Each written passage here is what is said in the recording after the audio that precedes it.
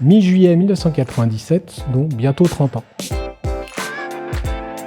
Directeur général des opérations, donc en charge de la satisfaction des besoins des clients et des partenaires, et la satisfaction aussi des objectifs qu'on s'est fixés sur nos différents marchés, nos différentes activités.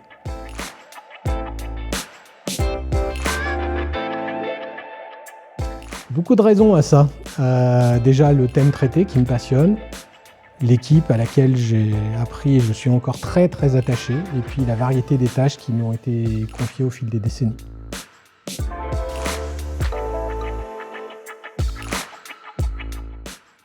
Comprendre les besoins et les contraintes des différents marchés et des différentes équipes qui sont très différents, et puis adapter nos prestations et nos process internes pour y subvenir et aider les équipes sur le terrain.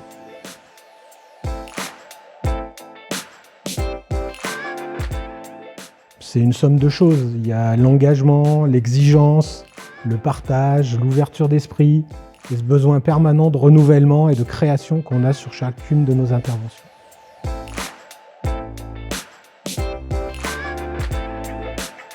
Je vais les packager. Le premier sujet qui me vient en tête, c'est celui des projets de transport en commun sur lesquels on travaille, souvent de A à Z. Je prends l'exemple de Liège, 15 ans. Je pourrais citer Lausanne, je pourrais citer Lyon, je pourrais citer Lille, avec cette capacité qu'on a à se mobiliser sur la durée. Autre exemple, celui où on dépasse notre rôle de consultant sur des mandats en Afrique, où on gère de la gouvernance, sur de la formation, sur un rôle qui vire à l'exploitation, comme ça a été le cas sur la fête des vignerons en Suisse, par exemple.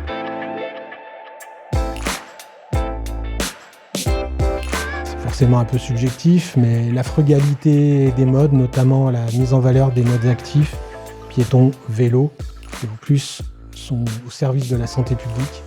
Je parlais aussi du service, au service des infrastructures justement, pour développer leur usage. Et puis, toujours penser évolutivité, réversibilité de ce qu'on propose avec des révolutions en route comme celui à venir des véhicules autonomes.